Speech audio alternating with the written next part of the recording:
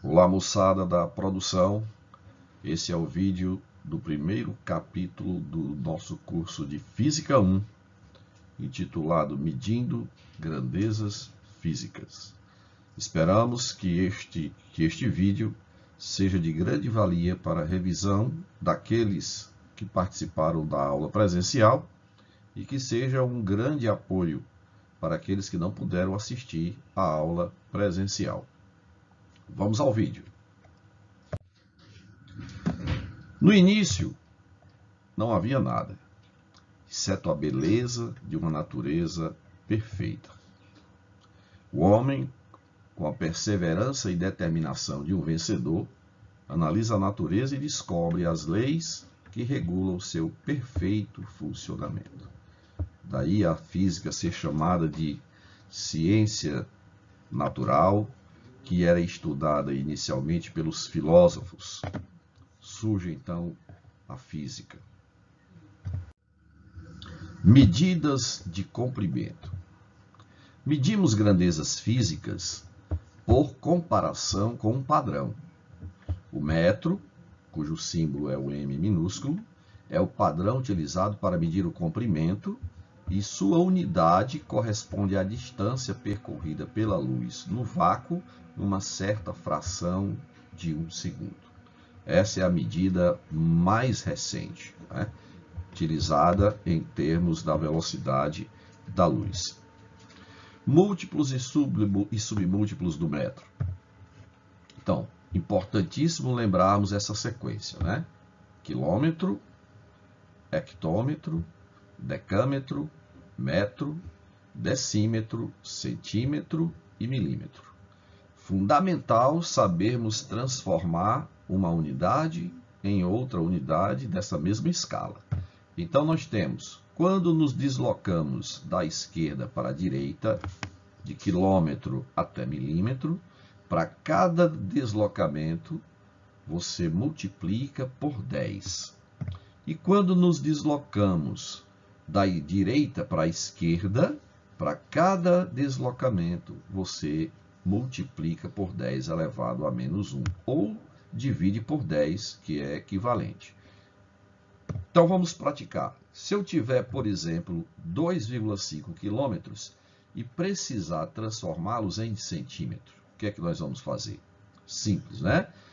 Olhando para a unidade quilômetro, você, para chegar em centímetro, terá que deslocar a vírgula 1, 2, 3, 4, 5, o que corresponde a multiplicar por 10 elevado a 5. Então, o número 2,5 quilômetros, a medida 2,5 quilômetros em centímetro corresponde a 2,5 vezes 10 elevado a 5. Um outro exemplo, 1,6 centímetros transformados em metro. Ora, de centímetro para metro, você vai deslocar a vírgula 2 casas para a esquerda, o que corresponde a multiplicar por 10 elevado a menos 2. Um outro exemplo, 2,5 milímetros para transformarmos em quilômetro. Ora, de milímetro para quilômetro, nós vamos deslocar a vírgula 1, 2, 3, 4, 5, 6 vezes para a esquerda, o que corresponde a multiplicar por 10 elevado a menos 6. E de decímetro para milímetro, nós vamos deslocar a vírgula 2 casas para a direita, o que corresponde a multiplicar por 10 elevado ao quadrado. Então, aqui são apenas 4 exemplos, né, para servir de base, para que você, ao pegar uma transformação das unidades de comprimento, não se sinta, né, com dificuldade na hora de realizar tal procedimento. Vamos revisar um tema importante e que a gente usa muito em física, que é o comprimento da circunferência e a relação que esse comprimento tem com o deslocamento de um móvel. Veja, observe este círculo em amarelo apoiado sobre essa base horizontal. Suponha que esse círculo amarelo represente o pneu de um automóvel. Como é importante saber a relação. E aí, queremos saber qual o espaço que o automóvel percorre após N voltas do pneu, N rolamentos completos do pneu. Então a gente precisa saber o comprimento do pneu. O que é o comprimento do pneu? O que é o comprimento da circunferência? Prestem bem atenção. Ó. Vamos marcar esse pontinho verde sobre a linha do pneu em contato com o solo, que vai representar o plano onde o pneu vai rolar. O que é o comprimento da circunferência? Veja, olha, o comprimento da circunferência é o comprimento dessa linha vermelha que você acabou de observar, que nós vamos representar pela letra L. Nós vamos representar o comprimento da circunferência pela letra L. Esse comprimento está relacionado com o diâmetro do círculo. Então, descobriu-se, né, que dividindo o comprimento da circunferência pelo diâmetro do círculo, nós iríamos encontrar o comprimento dela, que corresponde exatamente à distância entre o pontinho verde na base do pneu que estava em contato com o solo, nas duas posições. Veja que este pneu girou uma volta completa. Ele rolou ao longo da superfície numa distância que corresponde exatamente ao comprimento da circunferência do pneu. Então, se descobriu que dividindo o comprimento da circunferência pelo diâmetro, nós obteríamos uma constante. Essa constante foi denominada π. E essa constante era a mesma para todas as circunferências que você pegasse para diferentes diâmetros. Então, multiplicando-se essa constante pelo diâmetro, você obtém o comprimento da circunferência. E aí, lembrando que o diâmetro é o dobro do raio, você pode escrever a expressão 2π vezes r. Então, L é o comprimento da circunferência, D é o diâmetro, R é o raio da circunferência e 2 vezes R representa o diâmetro. Então, na hora de resolvermos algumas situações envolvendo rolamento de um pneu, rolamento de um aro, você precisa obrigatoriamente lembrar que o comprimento da circunferência é π vezes o diâmetro ou 2π vezes o raio. Resolvendo então essa questão. Uma bicicleta possui pneus de diâmetro 60 centímetros. Qual a distância percorrida em metros por essa bicicleta quando os pneus realizam 100 rotações completas? Considere, para facilitar os cálculos, π igual a 3. Então, o que é que nós vamos fazer? Observe que a distância que a bicicleta vai percorrer vai ser 100 vezes, porque são 100 rotações completas, a distância percorrida pelo pneu quando ele realiza uma rotação, que é π vezes o diâmetro. Transformando 60 centímetros, que é o diâmetro do pneu da bicicleta, em metro, já que ele quer a distância na unidade metro, vai ficar 100 vezes o π, que é considerado igual a 3, vezes o diâmetro, que é 0,6, e fazendo as continhas, você encontra 180 metros. Então, uma questão simples, de pura aplicação do comprimento de um círculo, que a gente precisa, certamente, ao longo do nosso curso, várias vezes. Não vamos confundir o comprimento da circunferência com a área de sua superfície, que é igual a π vezes o raio ao quadrado. Ok? Medida de tempo. Ora, qualquer padrão de tempo deve ser capaz de responder a duas perguntas. Quando isso aconteceu? Quanto tempo durou? O segundo é o padrão adotado para medir o tempo e ele foi definido baseado no número de oscilações da luz emitida por um átomo de césio 133. Essa é a medida mais atual. Quais são as relações entre as unidades? Então, um minuto corresponde a 60 segundos, uma hora, que corresponde a 60 minutos, que corresponde a 3.600 segundos, o dia, que corresponde a 24 horas, que corresponde a 24 vezes 60 minutos, e que é igual a 86.400 segundos. Evidentemente, ninguém vai pedir que você memorize esses valores, né? Evidentemente, esses valores você encontra facilmente fazendo as multiplicações necessárias. Medida de massa. O padrão de massa do Sistema Internacional, que era um cilindro de platina e irídio, cuja massa, por acordo internacional, era adotado como 1 kg, essa era a medida anterior, passou a ser definida a partir da constante de Planck, essa é a medida mais recente, né? Passou a ser adotada esse ano, como sendo E igual a HF, onde H é a constante de Planck, F é a frequência de oscilação de uma determinada massa e E é a energia dessa massa. E da velocidade da luz utilizada na na equação de Einstein, E é igual a m vezes c ao quadrado. Onde esse m é a massa que vai ser definida dessa forma. Então, substituindo a energia de uma determinada massa em função da frequência que foi determinada na equação mc ao quadrado, aí você determina o valor da massa. Relações entre as unidades, né? Você tem 1 grama, que é 10 elevado a 3 miligramas, 1 quilograma, que são 1000 gramas, uma tonelada, né, cujo símbolo é T, uma tonelada que corresponde a 1000 quilogramas e que corresponde a 10 elevado a 6, né, ou seja, 1 milhão de gramas.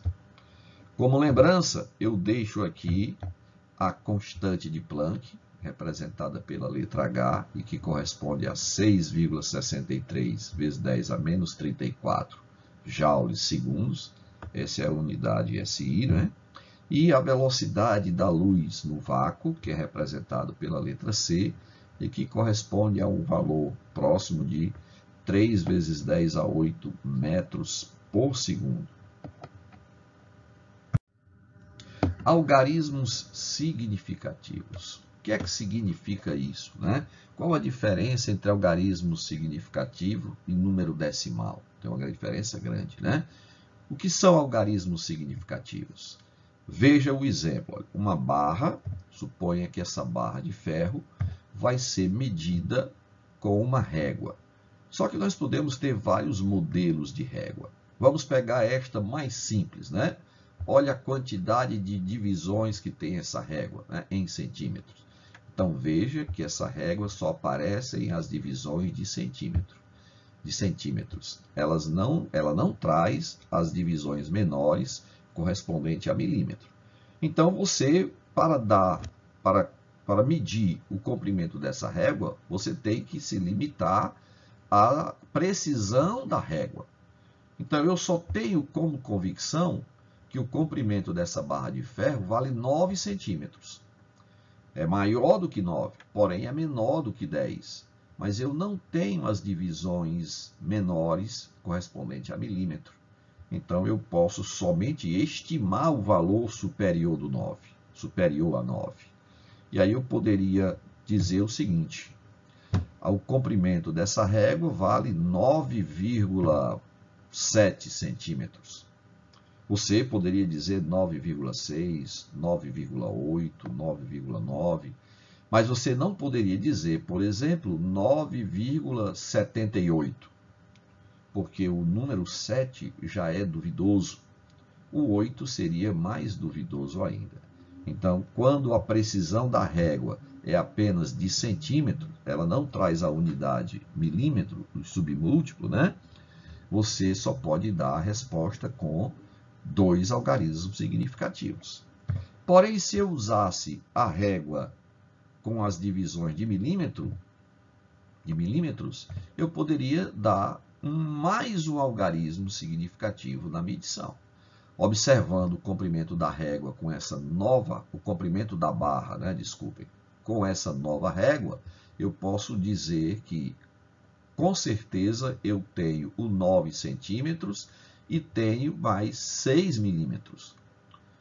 E aí eu tenho direito ao terceiro algarismo duvidoso, que seria, eu posso dizer que seriam 4, então 9,64 centímetros. Você poderia dizer 9,65, 9,60, 9,63. Todas essas medidas estariam corretas, porque estão trazendo 3 algarismos significativos. Então, algarismos significativos são todos os algarismos corretos, mais o primeiro algarismo duvidoso da medição que você realizou com aquele instrumento. Então, a gente precisa conhecer a precisão do instrumento para que você possa fazer a leitura correta da medição de uma determinada grandeza. Notação científica. Veja, notação científica é uma forma simplificada de representar números reais muito grandes ou muito pequenos nas ciências em geral, por meio de uma potência de base 10. Então, a notação científica é apenas um modelo, um formato de você escrever um número que é muito grande ou muito pequeno. Veja, o número escrito no formato de notação científica apresenta a seguinte simbologia, olha, A vezes 10 elevado a n, onde este A tem que ser um número maior ou igual a 1 e menor do que 10, e o n é um número inteiro, positivo ou negativo. Na realidade, a potência de 10, ou seja, o 10 elevado a n, é que vai fazer a correção do número, porque nós vamos alterar o formato dele. Nós vamos escrever o mesmo número, muito grande ou muito pequeno, só que desse formato condensado, desse formato reduzido. E aí, na hora que você faz a correção do número, você tem que usar a potência de 10 para que o número não seja alterado. Veja, vamos ver os exemplos. O A, é o que a gente chama de mantissa ou coeficiente da potência de 10. E o N representa o expoente ou a ordem de grandeza, que nós vamos conversar na próxima página. Vamos ver a aplicação. Escreva em notação científica as medidas a seguir. Então, observe o número. 0,000045 metros. Então, isso é um número muito pequeno. Então, para a gente ficar trabalhando com esse número ao longo de uma determinada folha, ele é inconveniente. Vamos escrever esse número num outro formato mais interessante, que é o formato da notação científica. X vezes 10 elevado a y, onde x é maior ou igual a 1 e menor do que 10. E y é um número inteiro positivo ou negativo. Então, o que é que nós vamos fazer? Veja, para obedecer a ideia de x maior ou igual a 1 menor do que 10, eu devo pegar essa vírgula e deslocá-la para a direita e colocá-la entre o 4 e o 5. Veja como fica, colocando a vírgula agora entre o 4 e o 5. Consequentemente, esses zeros que estão à esquerda do 4, eu vou desprezar. Só que agora, eu transformei o número que era 0,000045 em 4,5. Então, eu preciso corrigir. Então, o que é que eu tenho que fazer? É agora que aparece a potência de 10. A potência de 10 vai ter um expoente y tal que permita levar a vírgula entre o 4 e o 5 para o local original dela, que são 6 casas para a esquerda. Então, eu devo deslocar a vírgula 6 casas para a esquerda para que o número não seja alterado. Quem vai fazer isso é a potência de 10. Por isso que o número vai ficar 4,5 vezes 10 elevado a menos 6. O negativo é porque a potência de base 10 com expoente negativo é que permite transferir a vírgula da posição onde ela está 6 casas para a esquerda.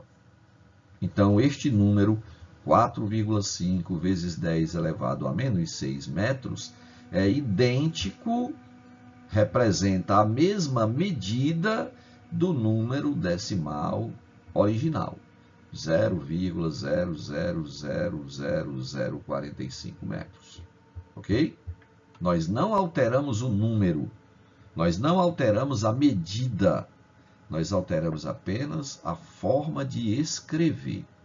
Essa forma recebeu o nome de notação científica. Podemos também escrever, no lugar da potência 10 elevado a menos 6, o símbolo micro. Essa letra grega mi, que representa a potência 10 elevado a menos 6. Um outro exemplo. Vamos pegar o volume, né, de um determinado líquido, por exemplo. Então, vamos transformar esse número em notação científica. Vamos escrever esse número no formato de notação científica. Ora, agora o número não apresenta vírgula. Se ele não apresenta vírgula, é porque a vírgula está após o último zero, após o último algarismo da direita. E aí nós vamos levar essa vírgula para a esquerda e colocá-la entre o 4 e o 5. Então, veja que a vírgula vai se deslocar para a esquerda, 2 zeros, mais 2, 4, mais 2, 6, mais um zero, mais o 5. Então, 8 algarismos para a esquerda. Então, nós vamos multiplicar por 10 elevado a 8, positivo dessa vez. Por quê? Porque o lugar original da vírgula é à direita. Ela tem que estar após o último zero. Então, quem vai fazer a correção disso é a potência de 10 com expoente positivo. Tranquilo? A massa do elétron. Já imaginou resolver um problema utilizando a massa do elétron escrito nessa forma decimal? Então, nós vamos converter este número, esse formato, na notação científica. Para isso, nós vamos deslocar a vírgula de onde ela está. Nós vamos deslocá-la para a direita até que ela fique entre o 9 e o 1. Evidentemente, esses números que estão após o 1 não tem mais nenhum significado para nós, né? Nós vamos desprezá-los e aí nós vamos ficar com o coeficiente da potência de 10 apenas 9,1. Você poderia colocar 9,11, né? Porque esse 0,9 está muito perto de 10, né? Então seria 9,11. E aí nós deslocamos a vírgula para a direita. Quantos algarismos, né? 28. Ok? E aí nós vamos ficar com a potência 9,1 vezes 10 elevado a menos 28 gramas. Observe que esses números que estão após o 1 foram desprezados, né, por ele não apresentar mais, na hora de resolver um problema, nenhum significado. Tá? 9,1 vezes 10 elevado a menos 28 gramas seria a notação, em notação científica, a massa do elétron. Ordem de grandeza de um número. Ora, quando é que nós usamos a ideia de ordem de grandeza? Quando, na determinação de uma medida, da medida de uma grandeza, nós não necessitamos de um resultado com alta precisão. Então, você precisa apenas de um resultado estimativo. Costumamos dar o resultado final expresso em potência de 10, mais próximo do resultado encontrado. Então, esse resultado é chamado de ordem de grandeza, que a gente representa com o símbolo OG. Então, vamos pegar um exemplo. Sim, o arredondamento, né? O arredondamento segue alguns critérios, né? Para a gente escolher a potência de 10 mais próxima do número obtido, você tem que pegar o coeficiente da potência de 10, que a gente está representando pela letra A, e escrevê-lo da forma de notação científica, né? Maior ou igual a 1 e menor do que 10. E aí fazemos o arredondamento. Na hora de fazer o arredondamento, nós vamos usar a média aritmética ou a média geométrica entre 1 e 10. Não existe, né, uma lei que determina qual das duas é a correta. Né? Não existe um consenso para dizer qual das duas é a correta. Então, por isso que em concursos, em provas, o elaborador da prova, do concurso, procura não trazer polêmica, né? Permitindo que o arredondamento seja facilitado, caindo sempre do lado maior, né? Nunca menor, entre 5,5 e 3,6, para evitar a polêmica. Tá? Vamos seguir os exemplos.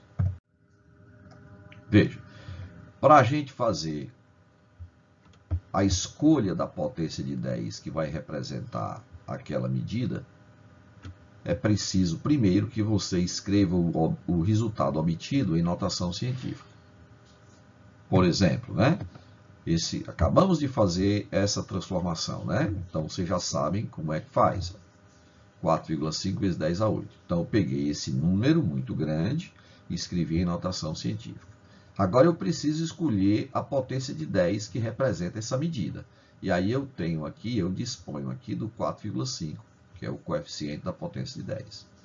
Ora, esse 4,5 é maior do que a raiz de 10, mas ele é menor do que o 5,5. Então, se você escolher a média, geométrica como base de referência, você vai somar 1 à potência de 10. Por quê? Porque esse número é maior do que 3,6. Mas se você escolher a média aritmética, este 4,5 é menor do que a média aritmética, que é 5,5, né? Então, você vai deixar como ordem de grandeza somente 10 elevado a 8. Então, se for a média aritmética, a ordem de grandeza é 10 elevado a 8. Se for a média geométrica, a ordem de grandeza vai ser 10 elevado a 9. Ok? Então, para evitar esse tipo de problema, essa confusão, né, não se utiliza na hora de fazer uma prova de concursos, não se coloca números que dê esse problema. Né? Vamos ver os exemplos. A massa da Terra. A massa da Terra tem como medida, como valor mais próximo, 5,97 vezes 10 a 24 kg. Se você observar, o 5,97 é maior do que a média aritmética. E é maior também do que a média geométrica. Então, aqui não tem nenhuma dúvida. 5,97 está mais perto de 10. Logo, você acrescenta uma unidade à potência de 10. Então, você vai fazer ordem de grandeza, vai ser igual a 10 elevado a 24 mais 1. Por quê? Porque o 5,97 é maior do que a média 5,5. O que vai dar, então, como resposta, 10 elevado a 25 kg. Outro exemplo, a distância do Sol à Terra, 1,39 vezes 10 elevado a 6 km. Ora, 1,39 é menor do que a média aritmética e é menor do que a média geométrica. Então, não há a menor dúvida. Se este número é menor do que a menor média, que é a média geométrica, então a ordem de grandeza é a própria potência de 10 obtida na notação científica. Então a ordem de grandeza vai ser 10 elevado a 6 kg. Mais um exemplo. A massa do elétron que acabamos de calcular, né? Que acabamos de obter, escrever em notação científica, né? 9,1 vezes 10 a menos 28 kg. Ora, 9,1 é maior do que a média geométrica e é maior do que a média aritmética. Logo, eu devo somar uma unidade ao expoente da potência de 10. Então, a ordem de grandeza vai ser 10 elevado a menos 28 mais 1, que será igual a 10 elevado a menos 27 gramas. Tranquilo? Análise dimensional. O que é isso, né? Em física, a palavra dimensão caracteriza a natureza física de uma grandeza. Como exemplo, temos o comprimento, que pode ser medido em metro, jarda, milha e outras unidades, né, de comprimento, que são formas diferentes de expressar a dimensão de comprimento. Os símbolos utilizados para especificar as dimensões de comprimento, massa e tempo são L, M, T, respectivamente, todos maiúsculos. L maiúsculo representa a grandeza, comprimento, né? Representa a dimensão de comprimento. O M maiúsculo representa a dimensão da massa e o T maiúsculo representa a dimensão do tempo. E aí, para você escrever isso, né, para indicar as dimensões de uma grandeza física, nós utilizamos os colchetes. Exemplo, esse V entre os colchetes, eu devo ler como sendo dimensão de V, dimensão da velocidade. Então, quais são as dimensões de V? Ora, V, velocidade, é espaço sobre tempo. O espaço é comprimento. A dimensão de comprimento é o L. E a dimensão do tempo é T, T maiúsculo. Então, vai ficar L sobre T, que eu posso escrever essa fração como um produto, trocando o sinal do expoente do denominador, né? Vai ficar T elevado a menos 1, que é a forma mais utilizada, né, para representar as dimensões de uma grandeza. Vamos ver um exemplo, né? Em algumas situações, precisamos verificar se uma determinada equação desenvolvida para calcular certa quantidade física é dimensionalmente correta. Como exemplo, verifique se a equação abaixo está dimensionalmente correta. Veja a equação. X igual a A vezes T ao quadrado sobre 2, onde X representa a grandeza comprimento, A representa a grandeza aceleração e este T minúsculo representa a grandeza tempo. Então, vamos pegar a dimensão de cada uma dessas grandezas. Veja, a dimensão de X é o comprimento, olha, é L. A dimensão X é um comprimento, né? Então, a dimensão de X é L. A dimensão de T, de tempo, né? Esse T minúsculo é o tempo. Então, a dimensão do tempo é o T grande, o T maiúsculo. E a dimensão da aceleração? Ora, a aceleração é velocidade sobre tempo. Então, a dimensão da aceleração vai ser a dimensão da velocidade dividido pela dimensão do tempo. Mas a dimensão da velocidade, nós vimos no slide anterior, que é a dimensão de espaço sobre a dimensão do tempo. Ou seja, é comprimento, né, sobre tempo, onde a dimensão de comprimento é L, a dimensão de tempo é o T maiúsculo e a dimensão de tempo é o T maiúsculo. Então, L sobre T é a velocidade, né? É a velocidade, que é comprimento sobre tempo. Então, a dimensão de aceleração vai ser L sobre T ao quadrado. Escrevendo isso em forma de produto, vai ficar L vezes T elevado a menos 2. Então, agora, voltando para a equação original, vai ficar dimensão de X, L. Dimensão de AT ao quadrado, porque o 2 não tem dimensão, né? O 2 é uma constante.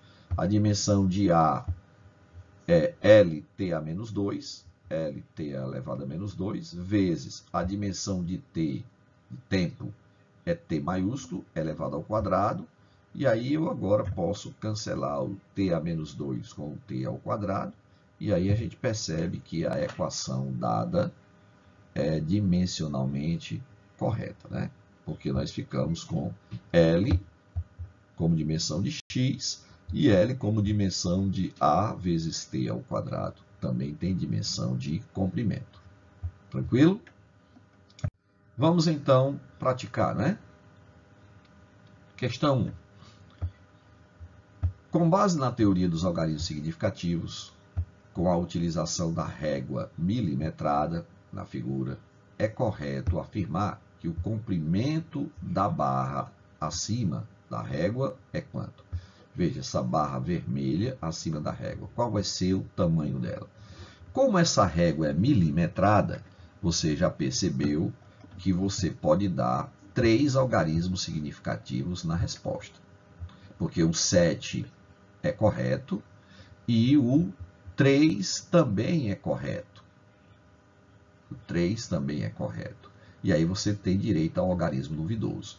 Por isso que a letra C não é verdadeira, porque você tem apenas 2 algarismos significativos, onde os 2 estão corretos. Está faltando o algarismo duvidoso. Por isso que a leitura correta aqui terá que ser a D de dado, 7,30 centímetros. O 7,40 é falso porque o comprimento da barra não atinge o traço de 4 unidades no milímetro.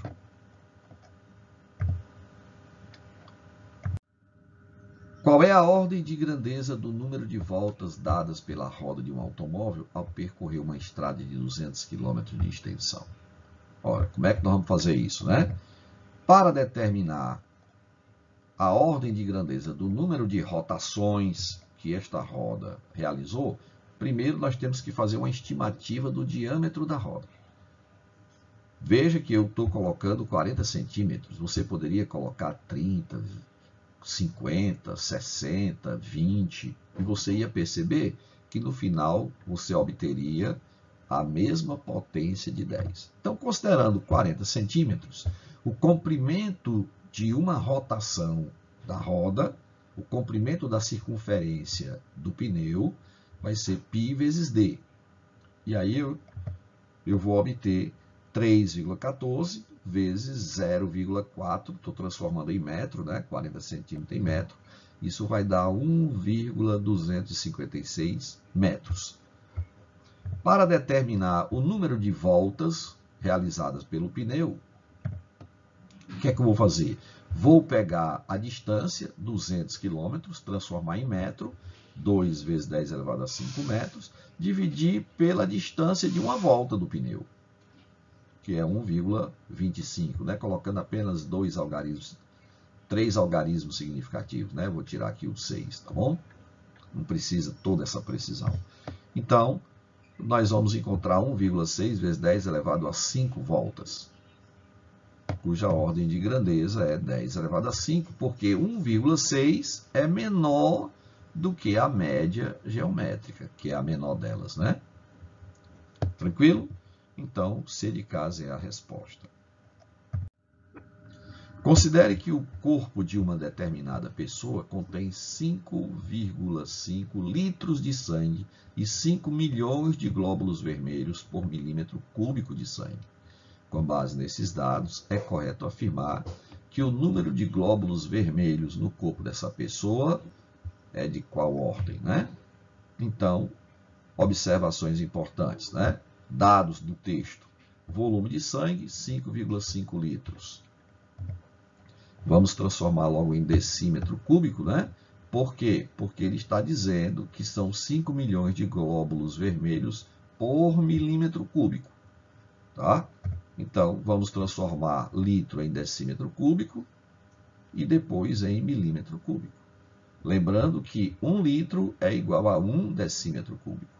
Por isso que 5,5 litros corresponde a 5,5 decímetros cúbicos. E aí, para transformar decímetro cúbico em milímetro cúbico, é só você perceber que de decímetro para milímetro, você vai deslocar a vírgula.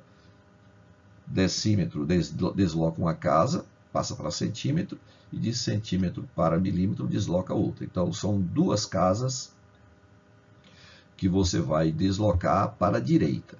Mas como é decímetro cúbico, é só você elevar ao cubo. 10 ao quadrado elevado ao cubo dá 10 elevado a 6. Número de glóbulos vermelhos.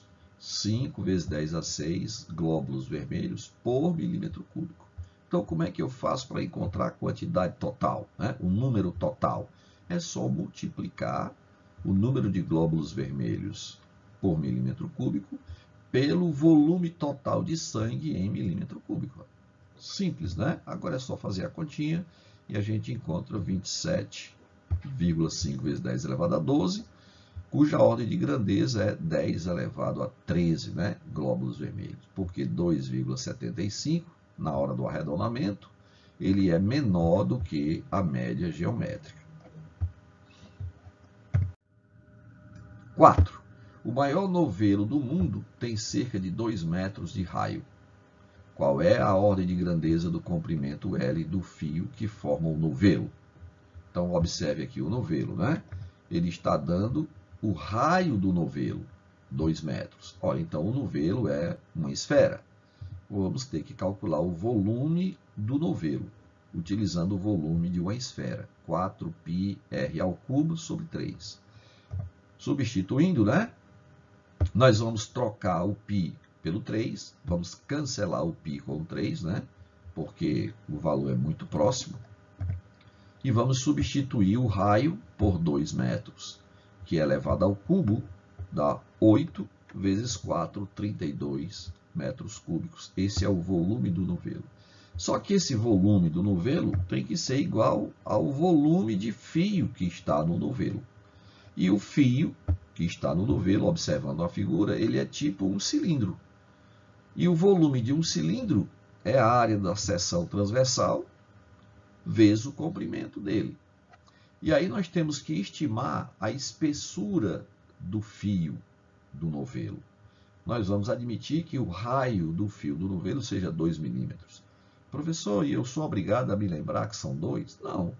Você pode dizer que é 1 milímetro, você pode dizer que são 3 milímetros, você pode dizer que são 4 milímetros, e você vai ver que não vai dar diferença na hora de você obter a ordem de grandeza do comprimento do fio do novelo. Veja, o volume do fio é πr², que é a área da seção transversal do fio, que é circular, vezes o comprimento do fio, que é o que nós queremos encontrar. Substituindo o π por 3, e o raio transformando 2 milímetros em metro, né? Nós vamos encontrar 2 vezes 10 elevado a menos 3, elevado ao quadrado, vezes L, que é o comprimento do fio, né? Então, o volume do fio é igual ao volume do novelo, onde o volume do fio vai dar 2 ao quadrado, dá 4 vezes 3, 12. Vai ficar 12 vezes 10 elevado a menos 6, L, igual ao volume do novelo, que é 32. Então, fazendo essa igualdade, tirando o valor de L, nós vamos encontrar 32 dividido por 12 vezes 10 a menos 6. 32 dividido por 12 vai dar 2,6 vezes 10 elevado a 6, transformando a fração em produto, metros. 2,6 é menor do que a média geométrica, né? 3,6. Logo, a ordem de grandeza do comprimento do fio é 10 elevado a 6 metros. E com isso, terminamos a nossa revisão do capítulo 1 do nosso curso de Física 1, esperando que todos vocês façam um excelente proveito deste conteúdo. Aguardo vocês no nosso próximo encontro, na próxima semana. Tchau!